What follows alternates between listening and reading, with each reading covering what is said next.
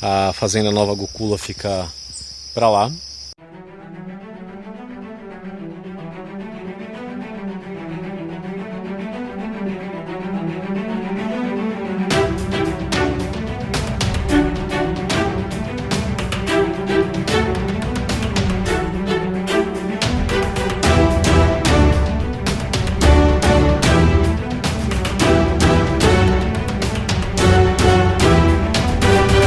O desafio é acordar do sonho ou do pesadelo que cada um está criando para si mesmo.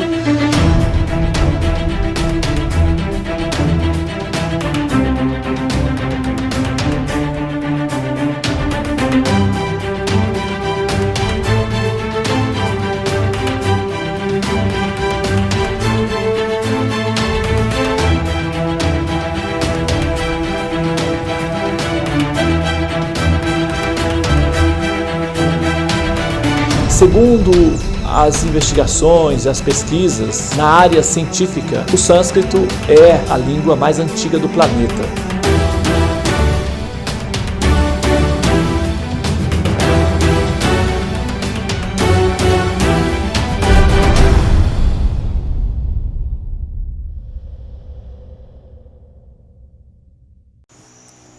Eu estou na Fazenda Nova Gokula, em Pindamonhangaba, a maior comunidade Hare Krishna da América Latina.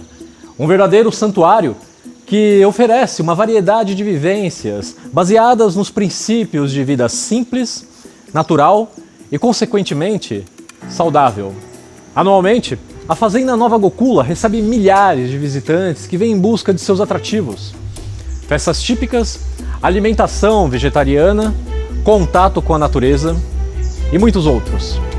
Mas o mais importante que esta comunidade promove é o reencontro do ser com sua espiritualidade e a busca do conhecimento absoluto através das escrituras mais antigas já escritas, os Vedas, que culmina na consciência de Krishna.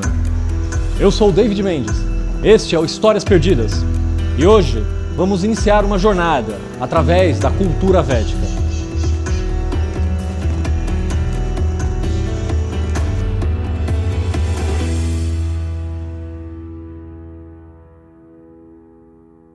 Eu conheci o movimento há muito tempo e, na verdade, em relação à fazenda, quando nós nem tínhamos a fazenda ainda.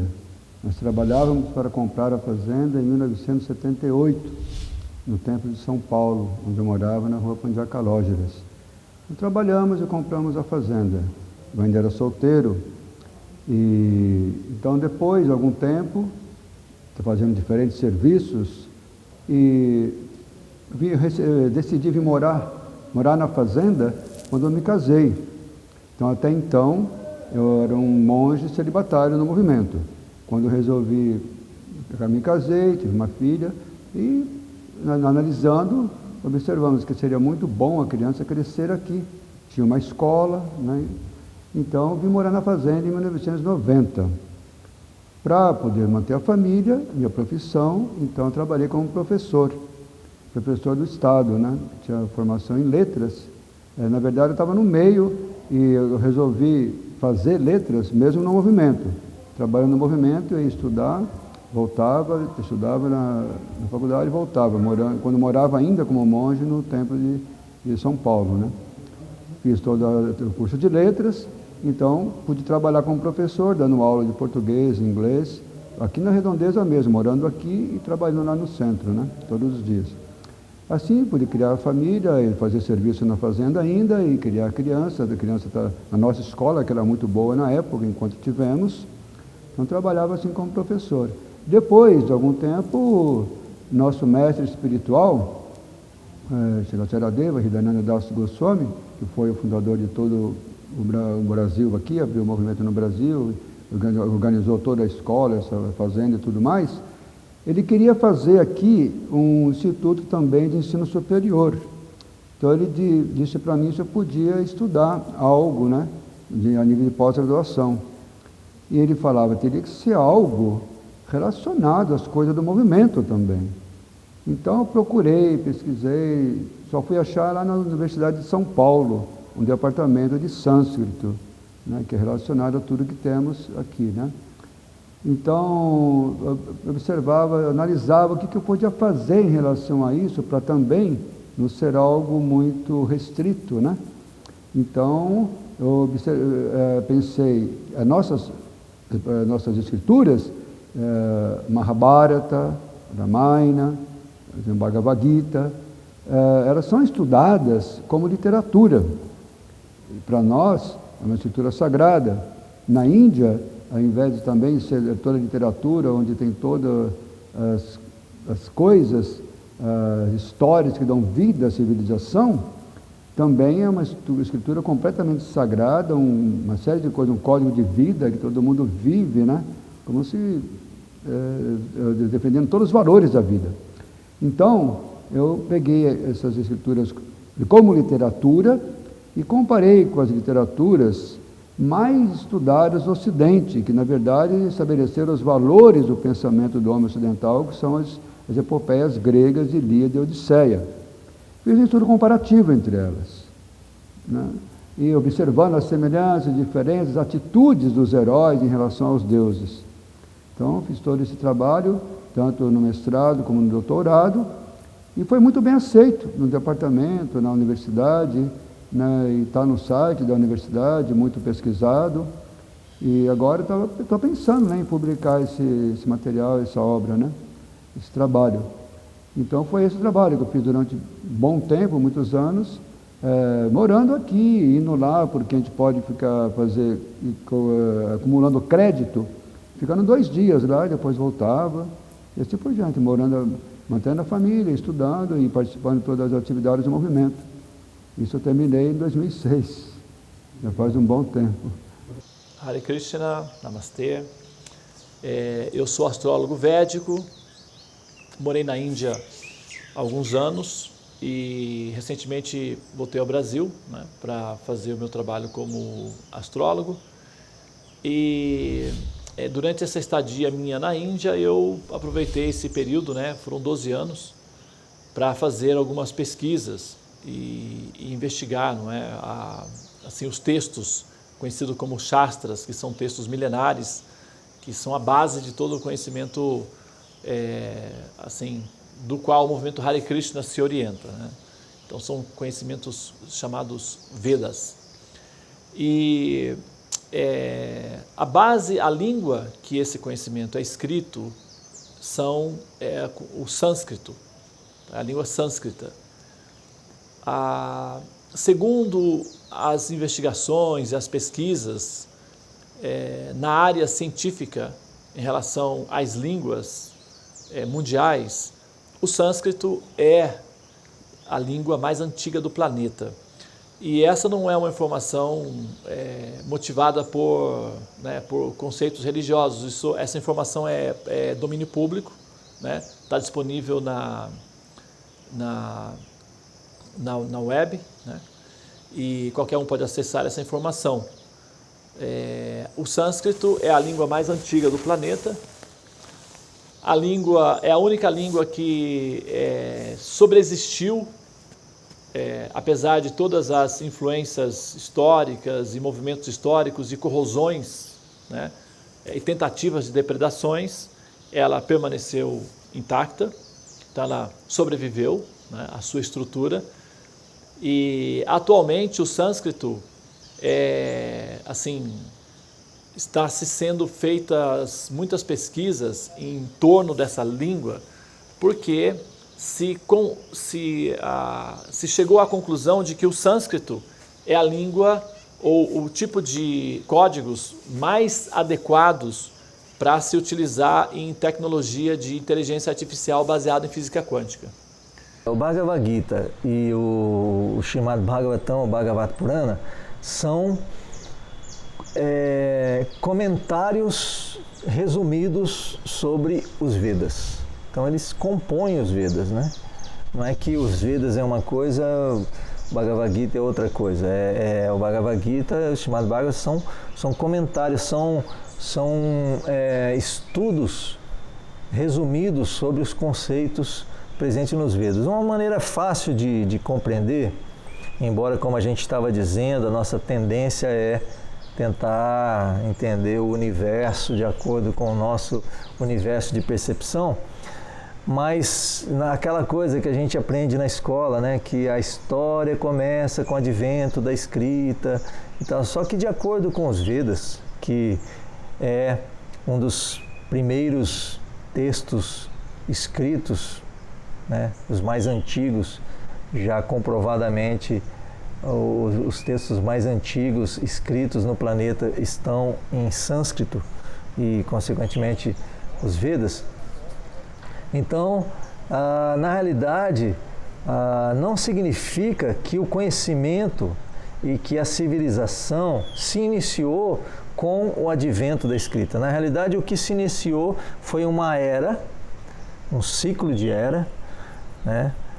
Uma das fases que compõem um ciclo permanente de eras, e nesse ciclo, que é comparado à velhice ou ao inverno, né? Assim como nós temos 4 estações, né? Primavera, inverno, verão e outono, e que se repetem constantemente, então o universo ele também tem esse ciclo de repetição, diferentes eras, e as eras influenciam naturalmente o planeta, os corpos que habitavam os planetas e consequentemente, o ser humano, porque o ser humano, antes da era atual, que é a era de Kali, que começou há 5.000 anos atrás, de acordo com os Vedas, não precisava, para reter o conhecimento, anotar. Só de ouvir já havia uma capacidade de memorização que só por ouvir o conhecimento já era suficiente para a pessoa nunca mais esquecer, e então por isso não havia registros escritos anteriores ao início dessa era, mas não significa que não existia civilização, de acordo com os Vedas, né? O Ayurveda é a ciência mais antiga. Os Vedas foram divididos em 4, e um deles é o Ayurveda, e os essênios eram um povo extremamente... É dito que Jesus era essênio, né? Então só por aí você tira, né? Nós temos, na verdade, todas as ciências de cura, ela automaticamente ela vem dos Vedas, tá? É muito interessante, a origem de tudo. Krishna fala isso no Bhagavad Gita, né? Então, em algum momento, nós sempre vamos confluir, assim como a medicina chinesa, a medicina taoísta, todos têm uma convergência.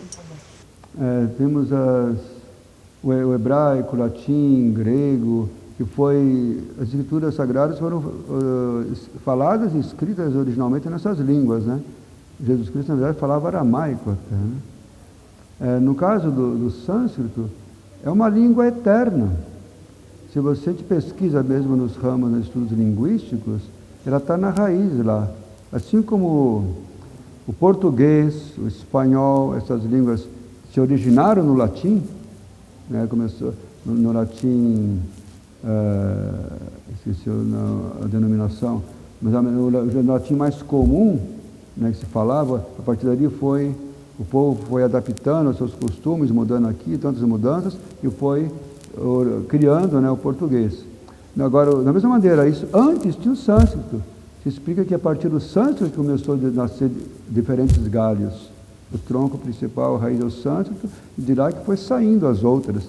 Porque, antigamente, se falava só uma língua. A partir dali, começou a se ramificar de acordo com os povos. Eles estão sob uma bandeira, sendo conduzidos daquela maneira. Mas quando se rebelam, querem fazer outras coisas, vão mudando seus costumes, a língua vai mudando também, vai aparecendo outros idiomas, outras línguas, né? Mas há muito tempo atrás, o mundo vivia sobre um governo, sabe? É explicado assim, né? Tem muitas histórias nas escrituras antigas, né? Que havia um imperador que governava praticamente quase o mundo todo, né? Mas só que sempre também teve... A história se perde aí mesmo nas escrituras védicas, quando a gente observa, né, tem aquele rei, está governando, está acontecendo, mas eles lembram também que antes tinha outras histórias, assim, é muito antiga, porque é explicado que o tempo cósmico tem 4 eras diferentes, né? Que agora nós temos na Kali Yuga, antes teve a Dwapara Yuga, antes a Treta Yuga e antes a Satya Yuga. Depois volta assim, né? Satya, depois o povo começa a se degradar. Até no Bhagavad Gita fala, né? Eu expliquei esse conhecimento, mas com o tempo ele foi se desviando. Agora tem que explicar de novo, né? Então o povo tem essa tendência, mesmo quando é explicado que Krishna veio há 5.000 anos atrás. Quando passou um certo tempo, o conhecimento que ele explicou, estava todo mundo vivendo muito bem, segundo os ensinamentos dele, mas o povo estava se desencaminhando de novo. Tanto é que Buda veio há 6 séculos antes de Cristo. Buda veio porque o conhecimento dos brahmanas ali estava se desencaminhando. Os próprios brahmanas estavam usando o conhecimento de maneira errada, para muitos sacrifícios de animais, para fazer grandes cerimônias, tinha muitos desejos pessoais envolvidos. Então Buda veio e rejeitou os Vedas. Ensinou outra doutrina e criou o budismo. Depois de algum tempo, começou novamente o conhecimento dos Vedas ser restabelecido, né? Então, é assim, porque tem muito desencaminhamento, tem algo estabelecido, então vai nascendo diferentes povos com suas diferentes intenções, vai aparecendo outras línguas. Já é explicado que o sânscrito é uma língua original, porque foi falada pelo próprio Deus. O próprio Cristo já falou nesse idioma, né? E é explicado que os semideuses, nos planetas superiores, falam sânscrito também. Então é uma língua mãe, e a mística dele é que se perde no tempo aí, não se tem origem, não tem explicação. Mesmo os acadêmicos, eles têm dificuldade de estabelecer tempo aí em relação ao sânscrito, sabe? Porque antes o conhecimento era transmitido só de maneira oral. Não existia, né, a língua escrita ainda, não tinha registros históricos. Então todo o conhecimento ele está envolvido aí com a oralidade e com o conhecimento espiritual, né, com a espiritualidade, com o conhecimento religioso, está muito misturado, né, os registros históricos ali. E começou só há poucos séculos antes de Cristo que começou a ter registro, no 5º século só, começa a ter mais algum registro histórico de reis que existiram mesmo assim, né? E alguns reis das escrituras das grandes epopeias, do Bhagavad Gita, do Mahabharata, que é Maharaj Parikshit, sabe? Ele é mencionado, o filho dele, Janamejaya, que faz parte ali dos épicos, são mencionados nos registros históricos como pessoas que existiram mesmo, né? Os outros ficam muito assim, segundo os estudos acadêmicos, no plano mais mítico, assim, sabe? Então, o sânscrito é a base de todo esse conhecimento das epopeias, do conhecimento védico, do conhecimento do Mahabharata, das grandes epopeias, né? E tem 2 períodos do sânscrito também. Tem o período sânscrito, que foi registrado as grandes epopeias, né? Mahabharata, Ramayana, a era dos épicos, né? Depois muitos outros, Bhagavata Puranas, Upanishads e muitas outras escrituras, todas sagradas também, né? Que é os grandes santos que se reuniam na floresta, fazendo discípulos, então tem textos foresteiros, né? Tem os brahmanas, os sacerdotes, fizeram muitos comentários sobre os Vedas, o Rig Veda, que é o original, o primeiro Veda, né? O Rig Veda se diz como foi recebido de maneira divina, não tem assim um estudo, uma explicação muito concreta sobre ele, sabe? Então, a pergunta é a seguinte: o sânscrito é uma língua de 10.000 anos. E você coloca aí, joga 10.000 anos para trás, as pessoas, não é, assim, tinham uma vida bastante rudimentar, num certo sentido. Então, como que essas pessoas de 10.000 anos podiam ter a capacidade intelectual, o desenvolvimento intelectual, a liberdade porque para você produzir uma linguagem organizada, você precisa de uma comunidade de intelectuais bem orientados e tempo para que esses intelectuais possam produzir. Então você tem que ter uma sociedade pacífica, etc. Não era o caso nesse período.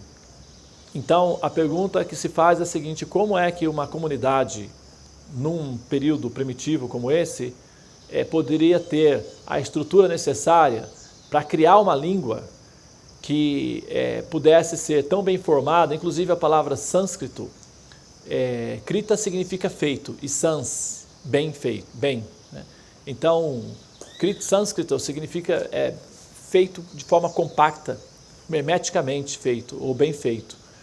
E por isso resistiu ao tempo, né, todo o processo histórico. Então, como que uma comunidade poderia ter criado, uma comunidade humana poderia ter criado uma língua que teria a capacidade de suportar os processos históricos de todo esse período, né? Então, e a língua, esses estudos, essas investigações foram feitas a partir dos estudos realizados pelos pesquisadores da NASA, justamente para encontrar uma língua adequada para a linguagem de computação quântica. E o sânscrito aparece como a única língua adaptada para isso. Então você pega uma língua de 10 mil anos e você coloca no momento atual e as duas peças se encaixam perfeitamente.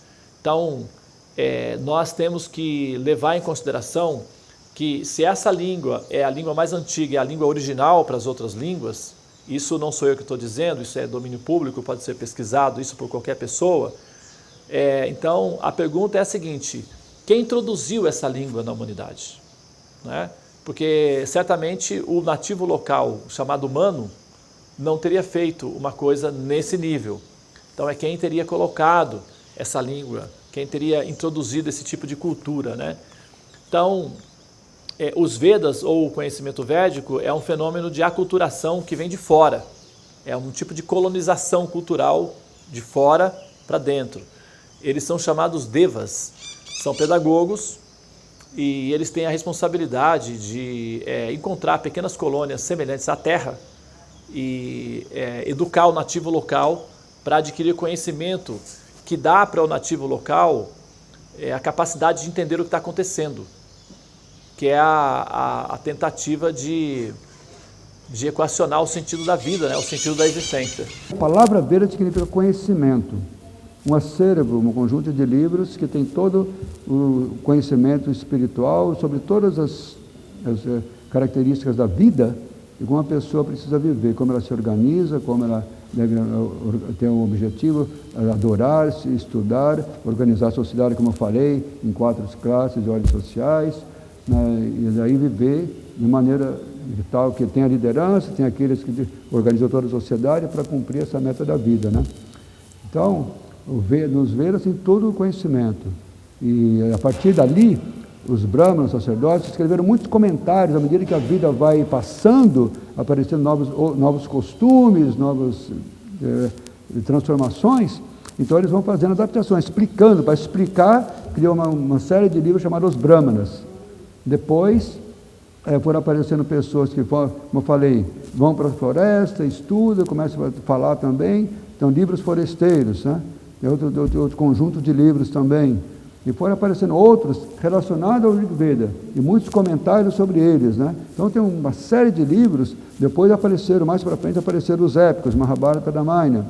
Então tem um conjunto de livros, todos relacionados a esse primeiro Rig Veda, sabe? Sempre é explicado que eles não perdem o ponto principal, apenas vão adaptando aquele mesmo objetivo, aquele mesmo ensinamento aos costumes, né, para que eles tenham sentido, está relacionado àquele primeiro, né, ponto básico filosófico, né?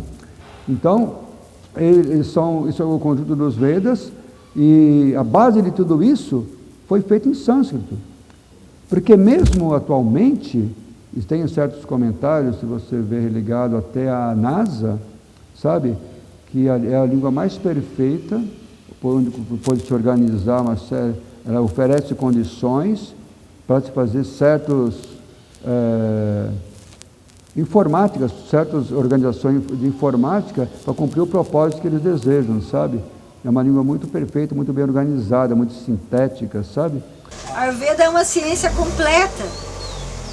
A Ayurveda é, como eu te falei no início, E eu quis falar sobre isso porque é uma das máximas do Ayurveda que condiz com a linha que nós praticamos, que é a Mantra Yoga. Mas Krishna fala, né, que inclusive dos mantras, ele é o mantra Om, que é um mantra de limpeza de consciência, né? E ele fala dos sacrifícios, eu sou a japa, que é o cantar do mantra Hare Krishna. É muito interessante, todas as linhas elas têm uma convergência, porque se não fosse isso, também teria algo que tivesse além do conhecimento, que não seria os Vedas, então também não seria, né? Não seria um conhecimento absoluto, né? Mas, por exemplo, o Ayurveda trabalha com uma linha que eu sempre gostei muito, que eu me especializei, que é a fitoterapia ayurvédica.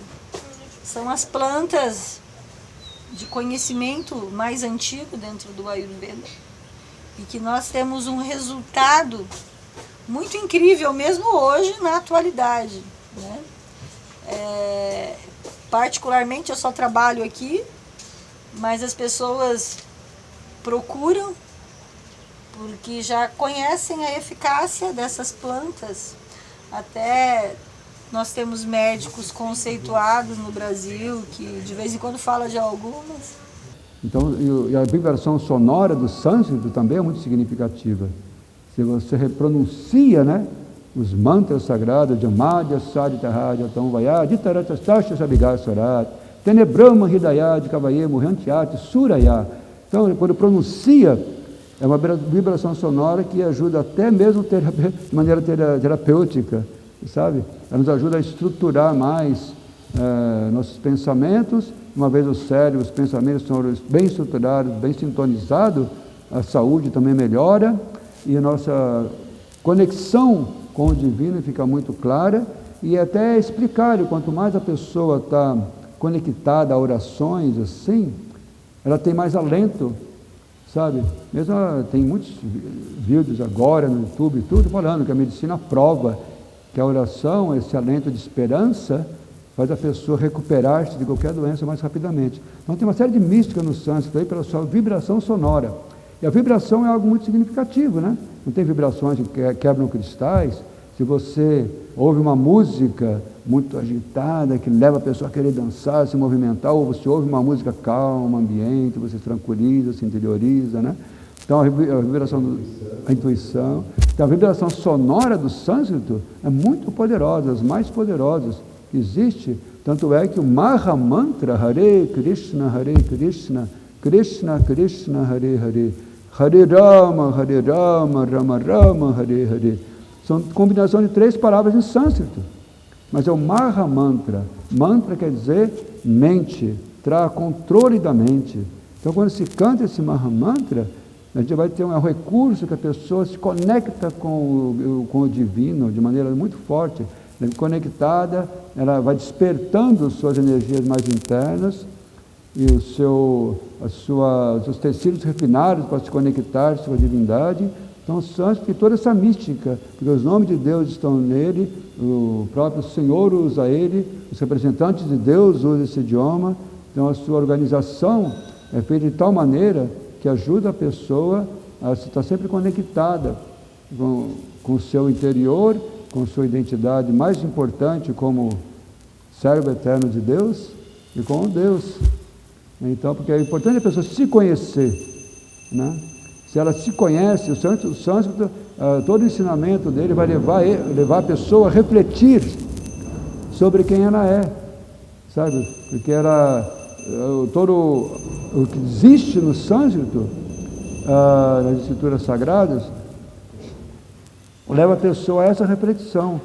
Um ponto básico das escrituras fala assim, explicado assim, Tato Brahma Jigyasa. Quer dizer, agora chegou a hora de indagar sobre a autorrealização. Porque a forma humana de vida, como eu explicava antes, como alma, nós passamos por muitas espécies de vida, até chegar ao corpo humano. Então, quando chega no corpo humano, a pessoa ela pode refletir e pensar, indagar quem sou. Quando eu estava nas formas inferiores, corpo de animais, diferentes espécies, 8 milhões e 400 mil espécies de vida. A pessoa não podia se indagar. Então, no sânscrito, a pessoa vai ser levada a isso, a se indagar. E como astrólogo védico, uma das minhas responsabilidades é justamente encontrar a missão, o sentido da vida das pessoas que me procuram para fazer a interpretação do mapa, para que eu interprete o mapa deles. Então, através do sistema de conhecimento védico, é possível fazer esse tipo de investigação, porque o instrumento permite a verificação do sentido que é a experiência da vida e também o porquê a pessoa está vivendo aquela experiência pela qual ela está passando, qual é o sentido disso tudo e qual é o objetivo disso tudo.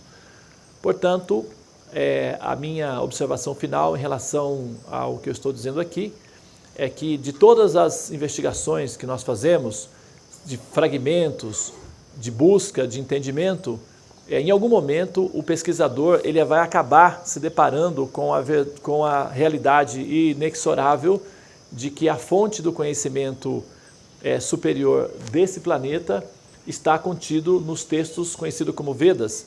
Não é à toa que a Índia é um país, não é que na verdade ali é que os Vedas se perpetuaram ou que se floresceram de maneira mais natural, é a parte do planeta que produz pessoas santas, né? Interessante. Você vê, cada local tem a sua produção local, né? O Brasil produz jogadores de futebol, os americanos homens de negócios, os árabes guerreiros, né? A Índia produz homens e mulheres sábias, homens santos, mulheres santas, homens sábios, né? Se você pensa sábios, imediatamente a mente vai para a Índia. Então, você vê, você reconhece uma árvore pelos frutos, né? Então, um local que produz homens e mulheres santos e sábios tem que ter alguma raiz que justifique isso. E essa justificativa nós encontramos nos textos conhecidos como Vedas, que não são necessariamente textos produzidos por seres humanos, mas foram registrados por humanos. Mas eles foram introduzidos de fora para dentro nós conhecemos como Devas. É isso, todos os conhecimentos, como diz, né, a Bíblia, todos os conhecimentos têm a mesma vertente, todos os caminhos levam a Deus, né? Todos os caminhos levam à cura. Aí uma vez perguntaram para Prabhupada, todos os caminhos levam a Deus, Prabhupada? Ele sim, uns de escada e outros de elevador. Prabhupada trouxe o trem-bala para nós voltarmos para casa. Srila Prabhupada disse, agora vocês têm a chance de ouro, voltem para casa, nós não somos daqui. E eu digo que o grande sofrimento da entidade viva é tentar ser o que ela não é. A gente fica se esforçando para ser o que a gente não é, né? Krishna fala em mantras, quer seja no Ramayana, no Mahabharata, né? Sempre vai ser em versos. Se converte sempre em versos, né? Porque é explicado que o mundo espiritual é tão perfeito que toda palavra é canção, todo andar é uma dança. Então é tudo muito harmonizado, existe muita harmonia em tudo, né? Então o sânscrito é organizado dessa maneira. Tanto é que se explica assim em sutras, uma forma concisa de ensinamento, né? Então, tem os mantras mais poderosos, como o Maha Mantra, né? Tudo para em mantra, como eu falei, controle da mente. Então, o objetivo, a própria estrutura da língua leva a pessoa a isso, a se interiorizar, porque o próprio grande filósofo falava, né? Conheça-te a ti mesmo. Então, a pessoa é levada a se indagar, se interiorizar e conhecer-se, e quando ela se entende, né? Eu sou uma alma espiritual, parte integrante do Senhor. Também fui levado já a refletir quem é Deus, né? Então, quem é Deus, quem eu sou, esse é o grande objetivo. Então, a língua mais antiga é o sânscrito, as outras se explicam na linguística que derivaram dela, como o português derivou do latim, e a base de toda a língua originária antiga tem o período védico, como eu falava, o sânscrito só era usado para as coisas sagradas.